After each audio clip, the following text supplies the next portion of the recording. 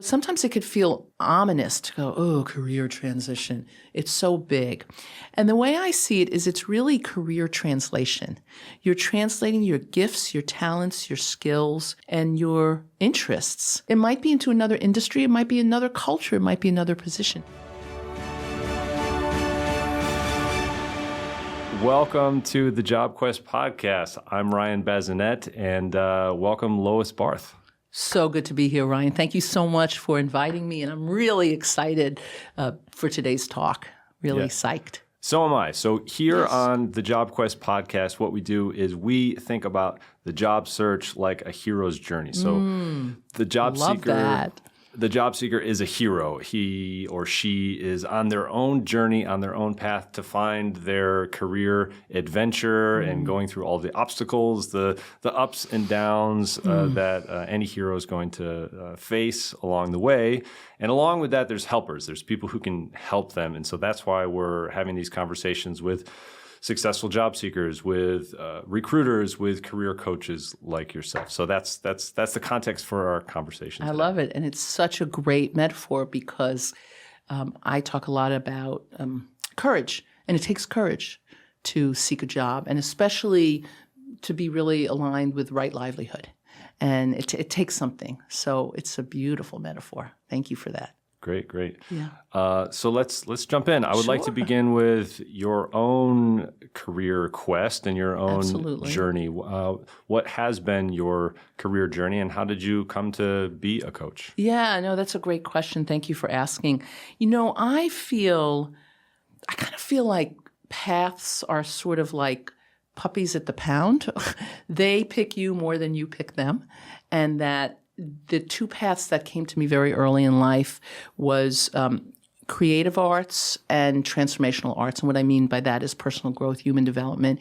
It was not unusual for my parents to philosophize around the dinner table or the breakfast nook of breaking down human behavior, why we do what we do. My mom would always give my dad incredible advice. He could never figure it out. And he'd say, you're right, kiddo. So I came into the world with the lens of really being fascinated by human behavior, why we do what we do. Why does person A have all these challenges and they use it to totally reinvent their lives? And why does person B stay stuck, small, scared, and stuck? And what is that? What are those missing links? So I became very fascinated, but I've also been fascinated by performing. So my early career is as an actress, stand-up comic, one-woman show, solo artist, arts educator, and storyteller. And I was also a medical massage therapist, health practitioner. And what happened was after a while, I realized that show business really wasn't for me. It's a hard career. I mean, I got some nice momentum, but I loved what I call edutaining. I loved edutaining, like conflating educating with entertainment. And so I started to talk to my clients and I said, hey, there's this thing, this was many years ago, this thing called coaching. And they were like, what is coaching? And I was like, well, you take somebody from where they are, you identify their strengths, their challenges, where they want to go. You help them carve a roadmap, so to speak, and address the obstacles along the way and just support them until they meet their goals. And every single one of them said, oh, you've been doing that with me for the last 15 years. You've just been throwing in the medical massage treatment. And we started to laugh. And so then I eventually transitioned into coaching. I got a tremendous amount of training from whole life to career transition to relationships for singles and couples, and also some gender work. Because I feel like when somebody comes to me, they're not just coming to look for a career or a job. They're a whole person. And you have to really address them, for lack of a better word, holistically. So if somebody's coming to me and they're super skilled and very accomplished, but they have a tremendous anxiety around change, we have to address the belief systems that are fostering the anxiety as we're helping them on their career trajectory. So that's really always my approach. Is I do a lot of executive leadership and career coaching, but I like to address the person as a whole, holistically. Yeah. So I hope I answered your question. You did answer my question. And so I would like to know, if I'm a client and I'm thinking about getting a coach, because I'm in one of these transition moments. When is the right time for a client to come and say, "Hey, Lois Barth, I have some questions, and I could use some guidance"? So I know you're a big fan of metaphors, and so do I. So am I. So when you go to the grocery store and you're ravenous, you're going to end up with a bucket load of Little Debbie bars and maybe a head of lettuce if you're lucky. Right. So you're not going to come from what I call the chooser energy. You're going to come from reactivity. So I would say the first moment to think about a career coach is when you're getting anything from creative crankiness to divine restlessness. You know there's a shelf life to your current position. It could be you either the ceiling is there, you're not going to develop past a certain area, you're not either maybe appreciation, maybe there's a different facet of the industry that you're more intrigued by. I always encourage people to really listen. Listen to where are their thoughts? Are they feeling a certain level of like same old when they're going to work? So to do it preemptively, when you're starting to feel that inkling, even if you feel like, it's the beginning of 2025, by early 2026, I might want to be in another position. Now, some people might go, wow, that's way too ahead, but not really. Not if you want to network, not if you want to change industries, because you're going to be coming from a chooser energy. And I know that you interview a lot of recruiters and people, I'm sure, who interview potential candidates. Nothing is more appealing than somebody who's coming from being a chooser. You feel it, their countenance, the moment they walk in. So if you can do it as a preventative while you're still in the work, because if you have a runway, you can say, okay, what projects at work do I want to take on in this next 6 to 9 months? So that if and when I leave, that's 3 more things to add to my CV. This is a whole selection of new skills that I've acquired. So, do you have a particular type of industry that you work with coaching clients in? What's your kind of focus or specialty? Yeah, it's a good question. My client base, well, I work with a lot of people in tech and finance. I coach a lot of people in tech and finance, but also some in healthcare, founders, and entrepreneur. So I would say I tend to attract clients who are what I call a little like scrappy, for lack of a better word. They're up to a big game. They want their work. They don't want their work to have to be their whole center of their life, but they want to be doing work that's meaningful to them, that they can really grow. They're not somebody who's just going to phone it in. When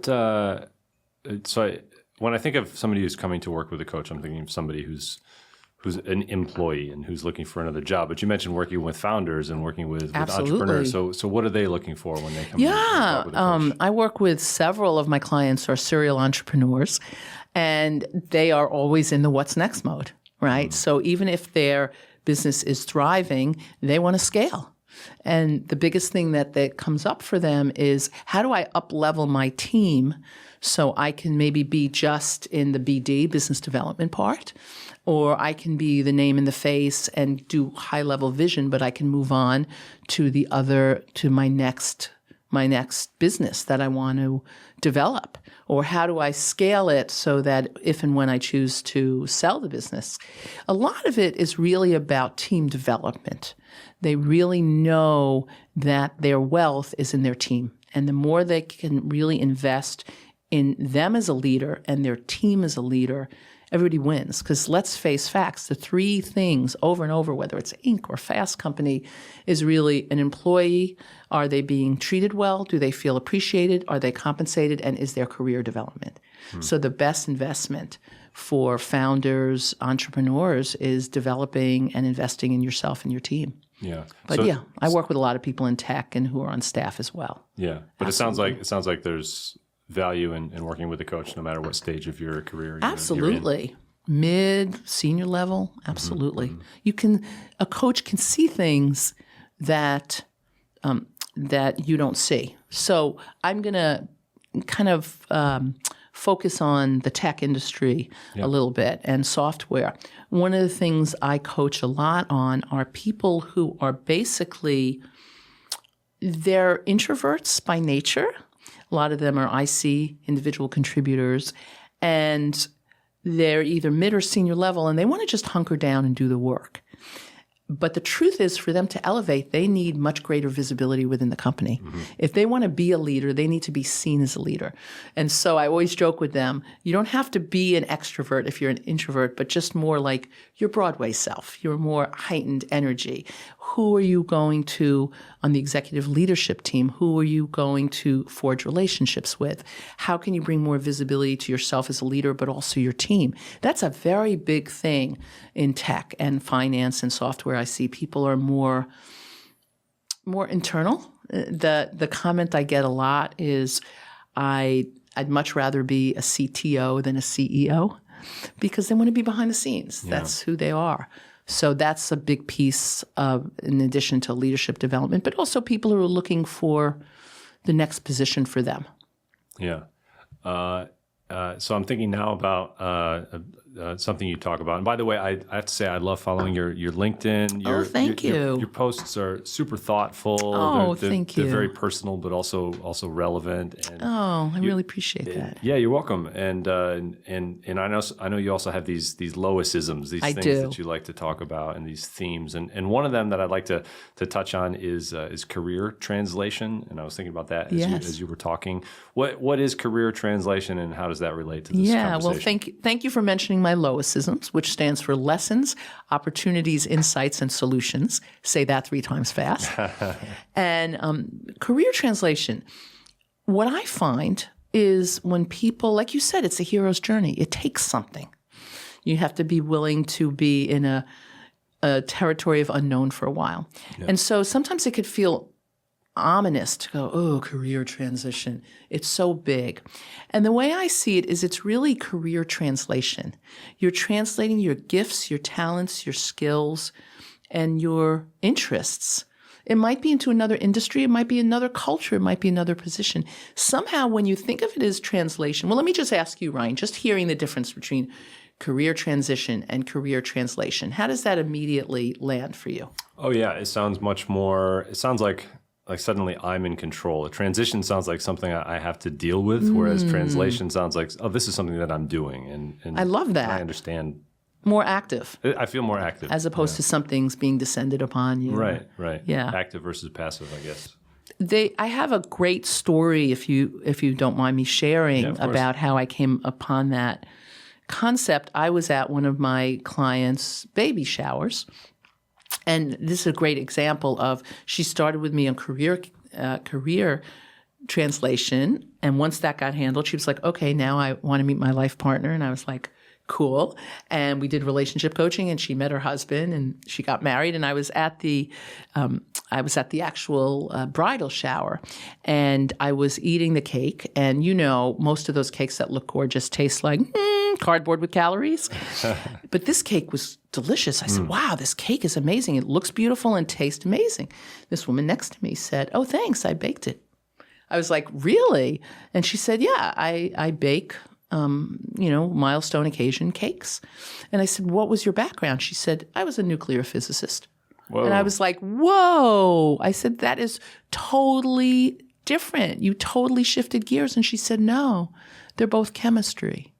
And I went, whoa. And she said, they're ratios, they're experimentation, they're exploring. I said, yes, but in one laboratory, it's a lot more dangerous than the other. And then she said, depends which bridezilla you're dealing with. But that really rocked my world. I was like, here are 2 totally seemingly disparate, but she was like, no, it's chemistry. And I went, wow. So to start peeling away the layers and start to pay attention to what are those things that give you your sparkle, that jazz you up, that all of a sudden you lose all track of time. I'm not talking about doom scrolling, but you really, all of a sudden you're just naturally engaged in it. People come to you for it. Start collecting those breadcrumbs along the way. Yeah. The next concept I wanted to talk about is this idea of culture shopping. Yes. Can you talk about that? I'm really glad you brought that up. I feel passionate about that. And this is why it's always important to look for a career coach when you're still being in chooser mode, where you feel like I have to leave yesterday. because you'll make choices that you most likely will later regret. So often, a case in point, one of my clients, he felt that he needed to change industries. And he was like, I hate it. I'm burnt out. They're nasty. They're this, they're that. And I said, okay.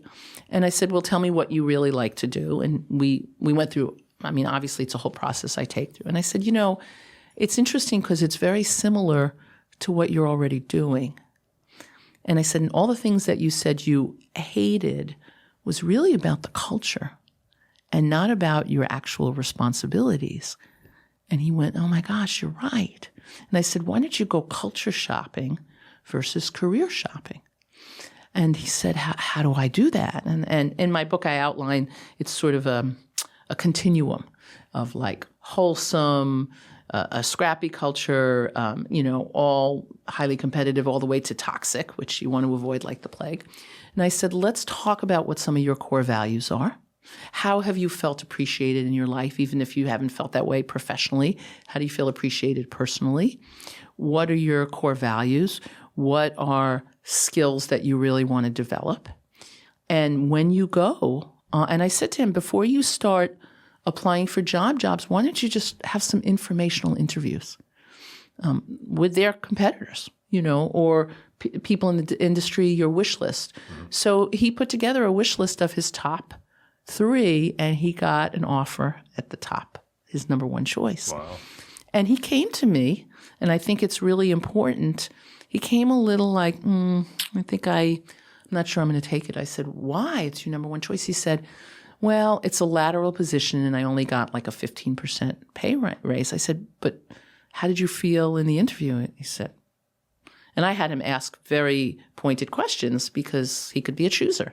Mm-hmm. And he said, no, I felt totally comfortable. I felt like they really got me. And I said, why wouldn't you want to take that position? Yeah. And he took the position, and within 2 months, they were inviting him into all the senior level leadership meetings. And he was like, well, I'm not at that position. They're like, you have 15 years of experience. You're on the cutting edge in ways that we don't know. We need your value. And it was really clear that within the next 6 to 9 months, he was going to be promoted to a much higher position. So often we're looking for a change in our culture versus career. So I think it's a very important distinction. That's a great success story. Oh, thank you. And how does that work out in terms of the nuts and bolts, thinking about things like resumes? So at JobQuest, we're a resume tool. So we help people optimize their resumes for the keywords that they're going to need. Very important. to ATS and all of that jazz. Right, how to beat the ATS. So when you're working with somebody on this career translation, culture shopping, how does that work out in terms of the actual nuts and bolts of building a resume, writing a cover letter, getting those interviews, all of that stuff? Yeah, it's a really good question. Some people come to me for different things. Some people come for career transition, or career translation. Some people are coming, they're not advocating enough for themselves at work, and they want to be promoted, but they're not being seen as promotable, or there's a ceiling. So people come to me for a myriad of ways: public speaking, how to be able to be more articulate when public speaking. So the first thing is I have a discovery call. If we're not a fit, I don't want to waste their money and my time. Mm-hmm. So we really identify what are the goals. Sometimes people have no idea what's next for them in a career. Sometimes they have an idea of what they want, but they're not sure how to get it. And sometimes it's sort of a little bit of a mixture. So we chart out the course. I have them do a very robust questionnaire. And I usually have, when people do my whole career translation program, it's really like 13 sessions. But sometimes we can look at, after the questionnaire, what are the core areas? So they may say, gee, I'm not great at networking, or I don't have as much clarity of my positioning. I'm not as skilled in networking. So from there, we really assess what the program looks like, but we start right away. Usually I have people jump into what's not working in their career. And let's move from, people are so much clearer on what they hate versus what they like sometimes. So we look at, okay, what are some specific actions you can take in real time? And then we look at some beliefs that might be stopping them.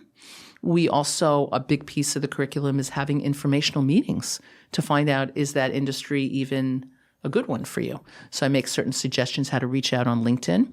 When it comes to CV, this is where you folks are the absolute consummate experts. I will look at the overall. I don't do a deep dive. Again, we have to look at keywords, but I'll also look at how specific they are with their accomplishments. Are they being loosey-goosey? Are there some metrics they can add? I'll look at a resume, and I'm sure your service probably does your own version of this. Any words that are tentative, may, perhaps, can, those rule it out. Make sure the objective of the role statement is very clear and concise. And then we'll look at who's in their support system to rally with.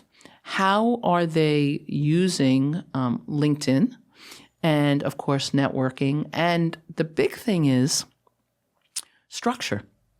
If you're currently employed, how are you going to structure your what's next for you? Is it 2 hours a day, 3 days a week? Yeah. I mean, are you going to wait till you're exhausted on a Friday night? It's not going to happen.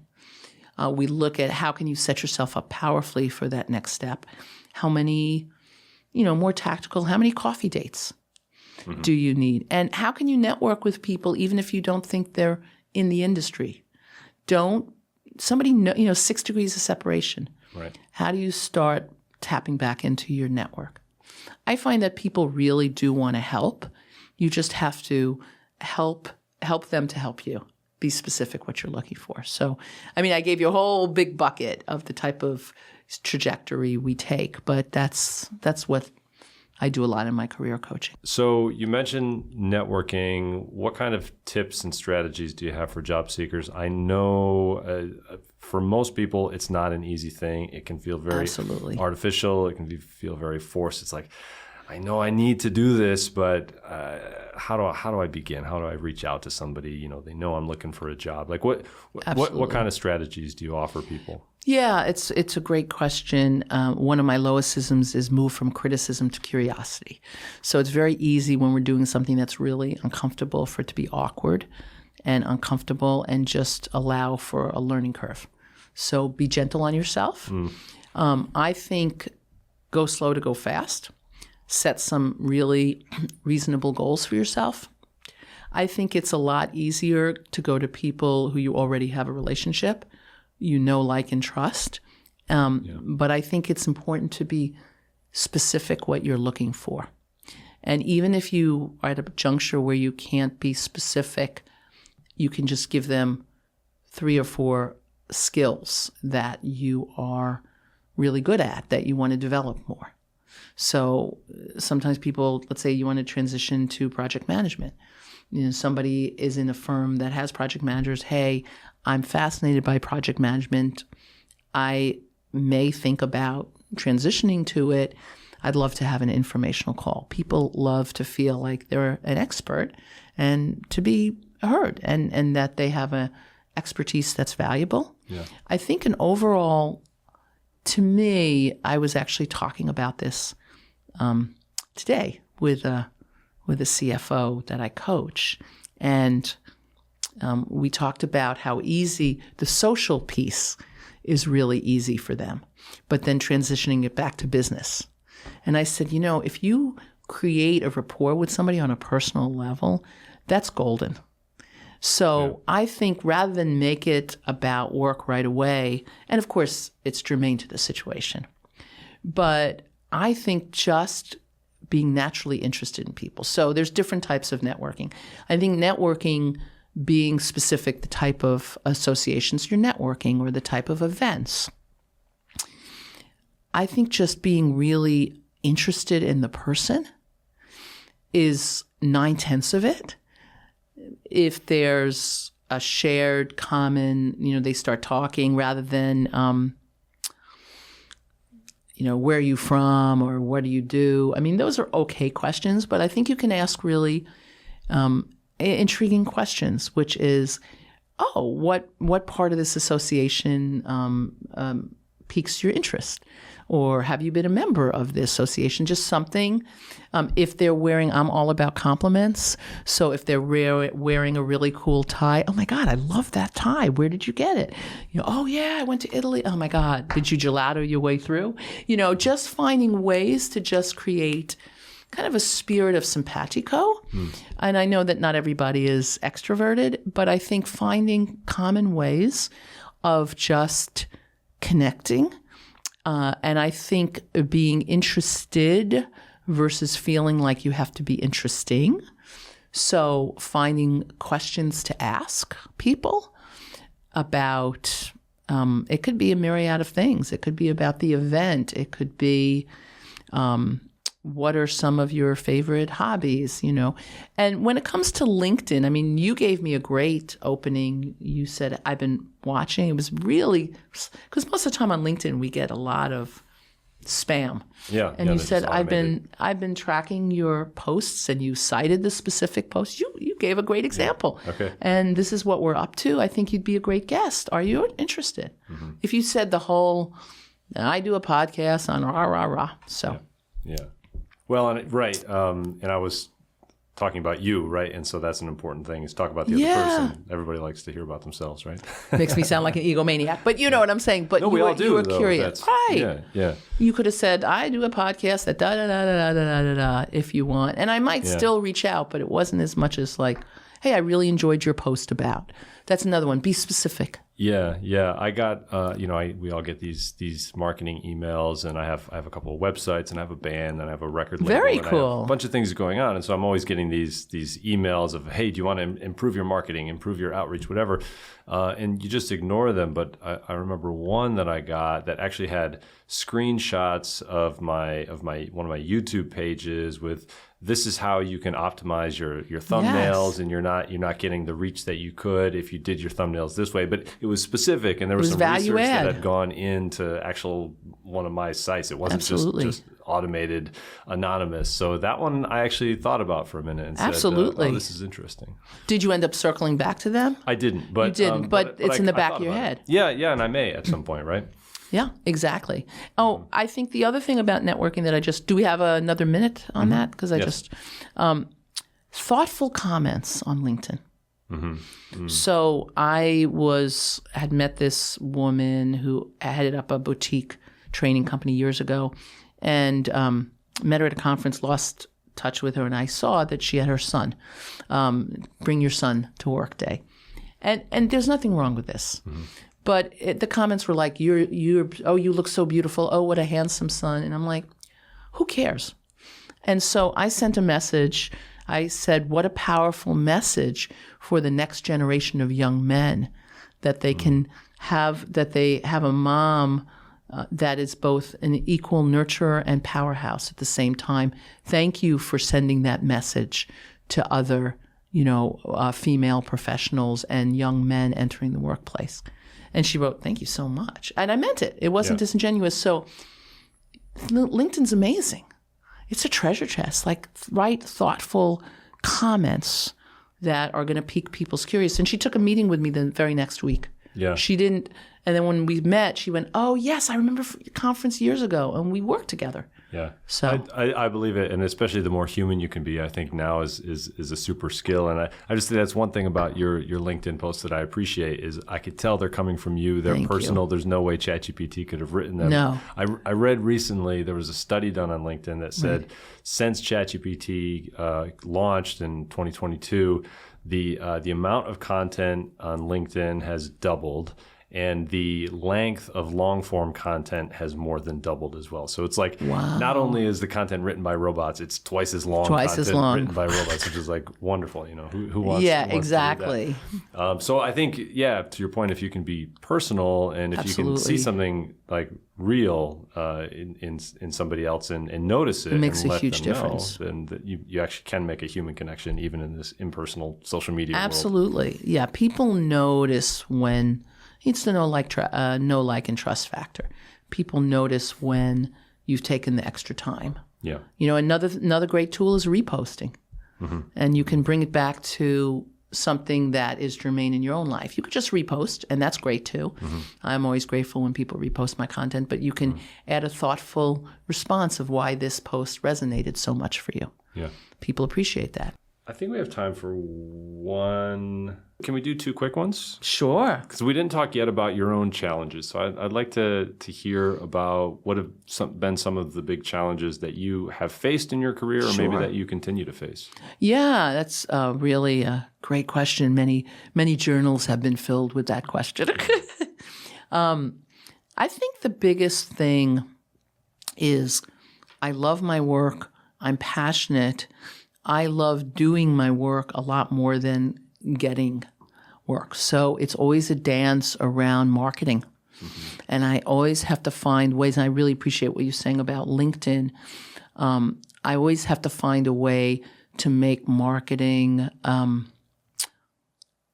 authentic for me and making relationships. I'm not going to be somebody who's going to send out 400 messages, and spam people. And people go, oh, it's a numbers game. And it's like, that doesn't bode well with me. So I think it's always balancing, and especially when things start to get super busy, which I've been very, very busy, but you still have to focus on marketing. I think that is the biggest thing, is when you're doing the work, you still have to make sure to market. I think it's also messaging is really important. And because I am neurospicy, I think it's a term. Have you heard neurospicy? No. It's like neurodiverse, but it's more eclectic than that. Okay. So I heard this term and I loved it because I love neurospicy. It's so much more fun. And so I have to make sure that I'm not taken over by big shiny object. I'm focusing on this in my business. When somebody's coming to me with LinkedIn going, you'll have 30,000, da-da-da. I'm like, wait, Lois, what lane? I have a Loisism. Stay in the Lois lane. It's the quickest way to a super life, because... Hey, not bad. Yeah, thank you. But a bump. Yeah. So I think that those are some of the challenges. Mm-hmm. What are some of yours? Am I allowed to turn the microscope? Yeah, microphone, rather. Microphone, and microscope. Or microscope, maybe, yeah. Whichever way you say it. Yeah. Well, definitely, so I mentioned you before, I have this past in academia. I did a PhD in ethnomusicology. Wow. 12 years ago I finished, and worked in academia for a while, was a college professor for about 15 years. And then during the pandemic decided, this isn't really where I want to be going, and I really prefer writing. So I started doing ghostwriting, and I started working in podcasting because I like technology. Yeah. And so that's what I've been doing. And but working as an independent contractor, working for yourself in your own business, you're definitely, like you said, when you're working on a project, it's easy to get head down. And I love what I'm doing, but then you always have to be thinking about the next thing. So that's that for makes sure. A lot of sense. But then and sometimes the isolation, right? There's isolation for sure, yeah. Although I think I'm okay with that. I know, even growing up, my brother and I are 2 years apart, and my mom always said that if she sent my brother to his room, he's very social, and it would be like the worst punishment for him. She sent me to my room, I was like, no problem, I'll just sit and read a book. I mean, I was always very happy to do that. But the other thing for me is I think there's almost too many possibilities. Like I'm interested in so many different things. I mean, maybe I want to write a book. Maybe I want to, become a product manager. I don't know. There's lots of things that I think that I could do and have a good time and be interested in. So focus is definitely a challenge. Big shiny object. Creatives. It's very much about being a creative. You see the potential in so many things. And great. Right. Thanks for sharing that. And you're in a band. Sure. That's very cool. Yeah, big loud rock band. Okay, I'm going to have to come see you. Okay, all right. Yeah. I'll send you. Do you gig in Brooklyn, Manhattan, all over the place? Kind of all over the place. Okay, a lot of times in Brooklyn. Yeah. All right, I'll bring my earplugs because you're loud. Okay, that's a good idea. Okay, good for sure. I like those eardrums. I like to keep them. Yeah, you should. You should. I know. Our drummer has suggested we hand them out sometimes. Not a bad idea. Yeah. But he's the loudest one, so I think he feels guilty. All right, we have time. Yes. We have time for the final tip. So, sure. Is there a number one Lois's tip for job seekers, for career translation searchers right now? What would be that one thing? Yeah.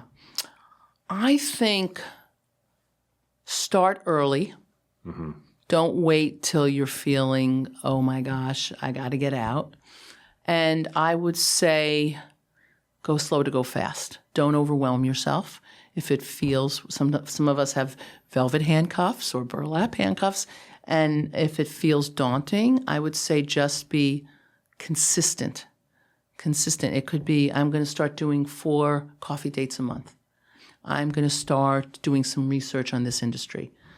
Be consistent, consistency over intensity, and do your best not to overwhelm yourself, and don't go it alone. Slow and steady wins the race. Yeah, or it keeps you sane. Right. Yeah, because you do have to make it to the end of the race. Absolutely. With all your wits. Exactly. Insanity. All right, great. Lois Barth, thank you so much. Where can people learn more about your work? Oh, yeah. No, thanks for asking. I'm on LinkedIn. My website is www.loisbarth.com. My book is Courage to Sparkle.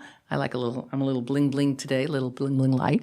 The Audacious Guide to Creating a Life That Lights You Up. You can get that on Amazon, Barnes & Noble, and Myriad. And if you have any specific questions, you can always email me at lois@loisbarth.com.